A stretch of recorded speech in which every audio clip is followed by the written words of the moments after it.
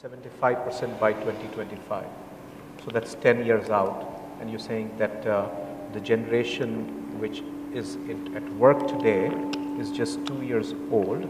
But the highlight for me on that slide was that if I stretch that timeline by another 5 years to take it 2030, the generation X will go away from workforce. So all the people today who seem to be in the middle layer or people who are in the senior positions today, they may not exist 15 years down the line. Yep. And that is our reality of today.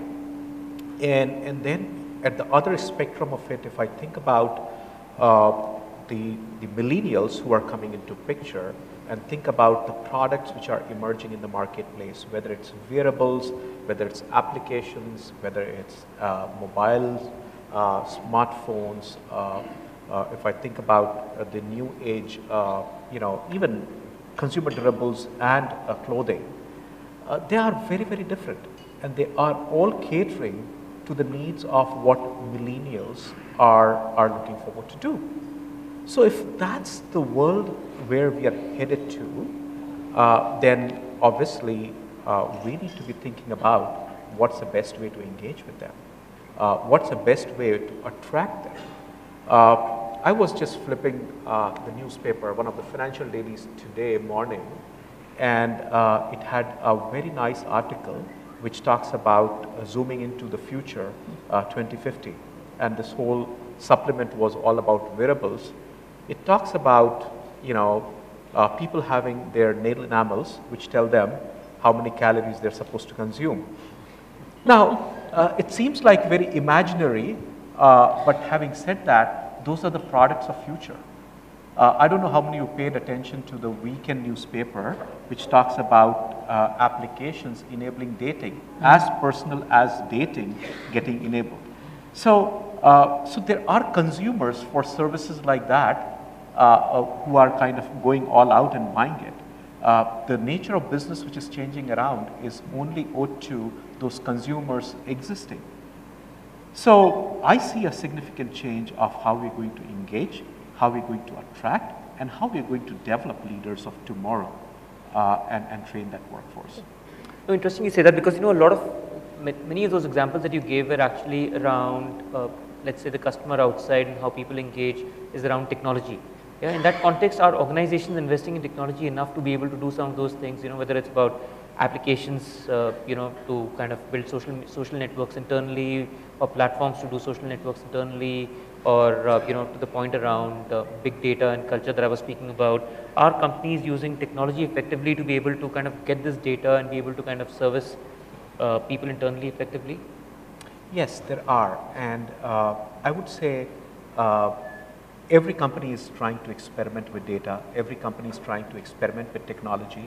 So it's no more just traditional ERP systems which are in vogue. People are talking about cloud. People are talking about absolutely new platforms. People are talking about mobile linkages. People are looking at data in a very, very different way and looking at what data is speaking about. I would say at this point in time, this is my personal opinion, where we are in the journey, people are experimenting a lot. Does everybody has a clear vision of what it will turn out to be 5 years down the line? I think it's yet to be seen. At this point in time, the way I see everybody is experimenting. We are in midst of transitions of a few generations, so everybody's trying to grapple with what that generation would look like and what would be the true demand out there. But yes, there is a lot of experimentation happening at this point in time. Sure. No, thank you. Anything that you want to share from a perspective in terms of what's happening out there? I think that's a technology I feel is really disruptive. I mean, in a positive way for the TA. We're talking about talent acquisition right now, and I think that's if I look at the big change in the paradigm recruiting or TA now is actually technology which is playing the role. And I think it's playing in various facets, and if I look at from Microsoft point of view and some of the practices we do, right? Some of the things which were like, in the past we used to do this, these interviews and all that. A lot of now this online assessment have come into place. We do a lot of hackathon both for industry as well as for our campus hires. where we look at doing various code and code programs and competition out there. I think the ATS or the applicant tracking system has become much more advanced now with the advent of technology, right? So you can really parse data and look at apply your machine learning logic and find really the suitable candidates for yourself. Social media is playing a huge role out here, right? I mean, gone are the days you are just flipping paper and looking at just the job boards. Today, if you ask me, a company like us, like many of our candidates are not even available on those job boards, right? So it's all about really, we call it the passive hiring or opportunistic hiring, where you try to create those funnel of people, whether it's the cloud or various technology you work on. So I feel that technology is playing a huge role out here. And I think social media per se is huge. When you look at the advent of LinkedIn and the Twitters and now even Facebook and all that. So the TA is really focusing on the people they want to hire than just looking at a generic pool which you used to in the past. So there's a huge shift in the paradigm in recruiting is what I feel right now. Maybe anything that you've seen in this area which is new, exciting, different? Sure, quite similar to what Vikram has said, but I have felt that there has been a change. A candidate has looked like a customer. Like just like you go to a customer and you're trying to, get him onto a platform and trying to, attract him to your product. And I'm talking this because I'm from Amazon and we keep getting more and more customers on the platform. Similarly, to attract a candidate onto your organization, there are multiple technology things that are being used. Very rightly put, when you are going to campuses, you're using systems where you can assess people online. Quite a lot of people, when you're looking at middle management, you're looking at how can you do hackathons and things like this. And when it is senior management, it is things like LinkedIn and so on and so forth. But one thing which has really gone very well is the fact that people are trying to see, can we be a little more innovative? Like, can we go mobile and attract talent? Can we look at machine learning tools? In fact, Amazon is right now piloting with the machine learning tool internally to see whether we will be able to attract talent and should we reduce our cycle time by using an internal tool like that.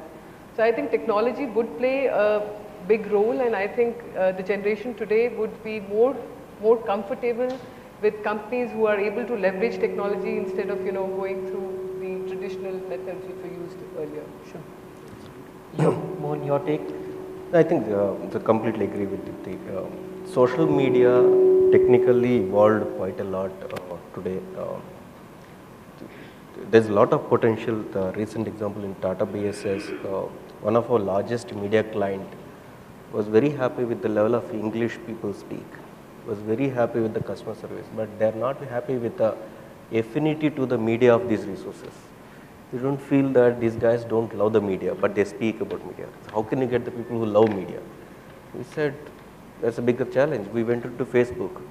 We figured out how many movie fan clubs are there in Facebook. We published there, and we hired significantly well with zero cost. If you're able to smartly tap a particular channel for a particular challenge, I think it's there. It's just a question of we being more innovative in that media space and then utilize the technology or build our own tools. And rightly Deepti said, each of our enterprises are continuously innovating how to make the cycle time less, get a right talent, and then make it happen. When you talk of kind of reducing cycle time and reducing cost and building efficiencies, one of the things that's also spoken of, and some companies are getting it quite, doing a lot of work around that, is whole referral hiring, and that's possibly the power of kind of being able to build the right ambassadors internally and for them to be able to kind of. So is that something that's gaining momentum, gaining stuff? What's your yes, there is a lot of work which has happened in that particular space. Referral continues to be, I would say, still a lesser tapped source of hiring. We look at data across, and if you look at the industry and your research itself talks about somewhere in 20s at this point in time, majority of the organizations. Progressive organizations would be in 30s, and that's where it taps. Come to think about it, attracting talent is the biggest cost for an organization. And if I have the right talent sitting within my own organization, then why do I need to go and use anybody else to attract talent? The good talent will attract the good talent, and so if I work on that particular philosophy, yes, referral is still an untapped area. Is there is a technology advancement happening in that particular direction? Significant. So we have gone ahead, invested in a technology which maps employees' social media pages with our internal ATS system, and it gives them probabilities of within their network how many people match with open positions available within our own organization, and it goes or shows a probability that this is a 90% match and this is an 80% match and so on and so forth. And all I need is a couple clicks from an employee for me to reach out to their network and say that, hey, you are a referral, and I transfer the payout to the candidate, to the person whose network has given us that particular candidate. So yes, that is happening. It is a technology, and I'm sure there are a couple other organizations in the market who adopted that particular method. Having said that, technology itself, and if I look at referral and extend that to technology question back again, we do have a lot of disruptive sourcing platforms which have come into play. To name a few, if you think about mynoticeperiod.com, or for that matter LinkedIn itself, which is kind of taking away the traditional staffing business, the core agency business from people. I think they've been around, they've done their disruption, and that's been done. But access to people is becoming a lot easier. And if I just put 2 data points up here from our own country perspective for people to understand the context. So 100 smart cities in next few years. Couple days back, announcement of 500,000 villages getting connected with Wi-Fi. What does that mean? If today I was relying on just over 100 cities and looking at traditional methods to connect with talent, I have now access to 5 lakh villages, irrespective of whichever part of the country you are sitting in. I can reach out to you and talk to you and get an access to you. So I would say it's a very, very exciting time to watch for as us as a professional and being where we sit in at one level. At the other level, I think it's going to be fairly disruptive for talent too, to adapt to these changes so quickly and get to what organizations are looking forward for.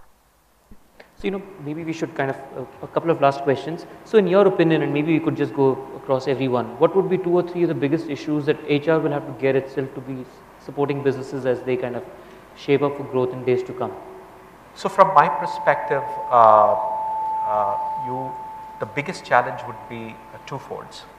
One is with the talent professionals, for them to start looking at their jobs as not what's been just taught to them in their course specialization courses on HR, but start to view their roles as more and human, not just human resources professional, but also as more an holistic management professional.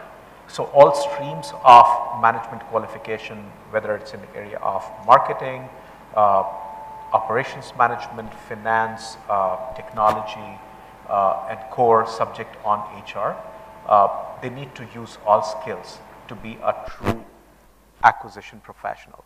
And that's a huge shift for our professionals today in the marketplace to get into that particular mode. Our thinkings are still more restricted to HR as an area, more policies, more guidelines, and more best practices comparison, and that mindset has to change. The second mindset or second challenge which businesses will see is disruption of their own products, and owed to that pressure backs on business leaders and how they predict what is going to be needed in the times going forward, and how do you kind of prepare your organization and your business leaders to also adapt to that particular change. So I see challenges in 2 folds. One for our own professionals today who are doing the TA job, and second is business leaders to adapt to the market changes. And before I come to you, Uma, on the same question, we'd actually done a global research. It's been about a year and a half now, And one of the questions was that, how do you see HR structures changing over a period of time? And what CEOs and CHROs of Fortune 500 companies said was very similar to what you actually reported, that a role of a CIO within an HR organization, I think it's going to come in place and be a very influential, strong role over a period of time.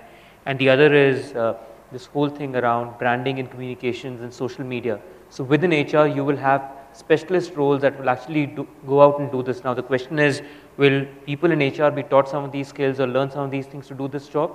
Or will it be actually specialist folks coming in to be doing some of those? So that's an interesting one that you shared. It's something to watch out for. I strongly believe that the boundaries of specialization roles are kind of diminishing. So if you look at marketing and technology, if they are not aligned, it cannot work. If HR and technology are not aligned, it may not work. If marketing and HR are not aligned, it may not work. If finance and all of these functions are not aligned, it's not going to work. So if these specializations the lines are getting blurred, then we need to understand each other's world a little more deeply than the way we understand today. And going back to your initial comment that HR guys are paid the most. I never said the most. I said they're amongst the more premium functions absolutely out there. Right. Yeah. So I think HR professionals have to go ahead and start to showcase that they really deserve the best. Sure. Thank you. Uma? Yeah, Nitin, I think the challenges would be different for different organizations, different sized organizations.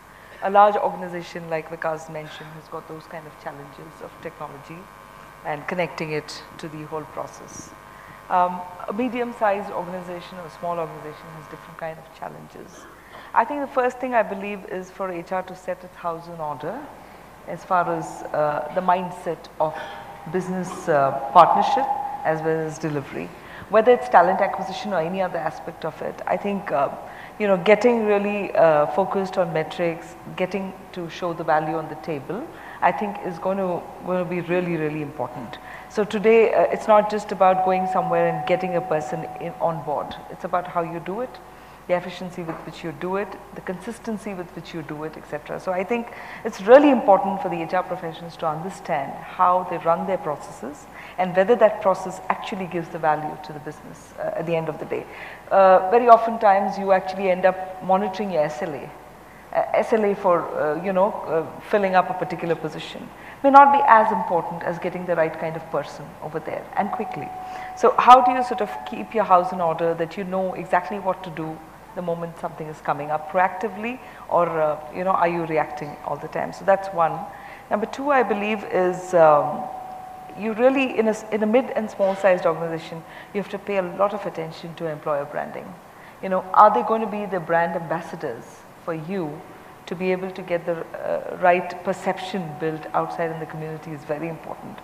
Very often, because you're in a race to sort of grow and get your business up, you might actually neglect that aspect of it, and that proves to be very costly when you go later into the market to get talent, because these are the people who will speak about the organization through forums which are available on the social media. So I'm not sure whether social media is the biggest challenge. I think the challenges are all within many times in small and mid-sized organizations. So we need to pay attention to ensure that we get the right people. Thank you. Mohan, what's your take? What are going to be HR's biggest priorities to be able to support businesses? So I think I echo exactly what Uma and Vikas said. I don't know how many of us feel we are now centered to the business. And I go back to the point where no longer a support function in either HR or especially talent acquisition team, it's a now center to the business. As much we should understand as a business partner in terms of what they would need as a support and solution proactively, and build that solution from the market perspective and bring that in-house. That is one very high priority for all of us. And second, how much digitally tech savvy we are. Okay, somewhere I heard down the line next 20 years, 70% of talent acquisition engine is not required as of today. Our media will deliver those numbers the moment you just put in a few details into the system. That's the changing demographic. So in that demographic change, how much are we going to be relevant down the line 15 years? And how fast we can catch up with this change? I think pretty much what all of them have covered. Apart from that, I think two other things which is very important is today HR is being asked questions about what is the ROI on the talent acquisition that you're doing, what is the ROI on the processes that you are building on, like if you are hiring and compensating people, what's the productivity at the end of the day. So from a support function, HR has come to the forefront where they are responsible for revenues at the end of the day because all this is affecting. The second thing is, you know, the way people used to look at HR, that's changing quite a lot. Like many of you must have heard that a lot of companies are doing away with the performance appraisal systems and doing away with this. So the traditional HR of, you know, let's have them to fill some forms and do some things, those are going away. So HR needs to be very, has to invent and simplify processes which are very easily understood by employees and employees should be able to relate to it.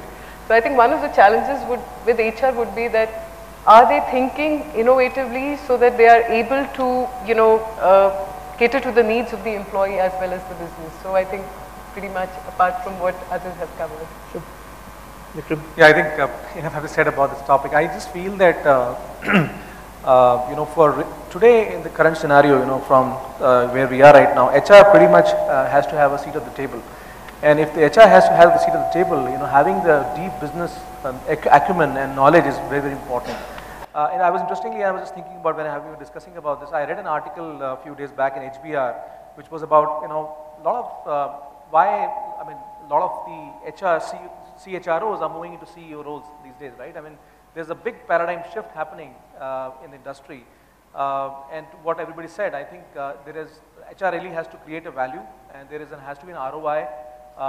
And the industry is moving very, very fast. In fact, whatever the practices we had last year pretty much may not be there today, right? So how do you really keep up the pace of you are having the entire, you know, TA challenges of handling millennials, handling a market industry which is very competitive. So how do you really innovate, build and come up with innovative HR practices which really align to the market? And there's always this thing about you want to be at the forefront of technology, right?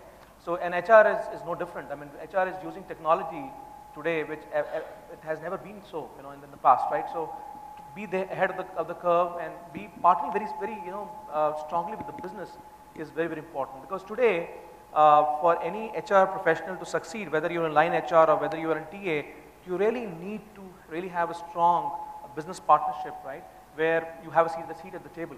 And you can only have a seat at the table when you have enough knowledge on the area you're working for and you are in line with what is happening in the industry overall.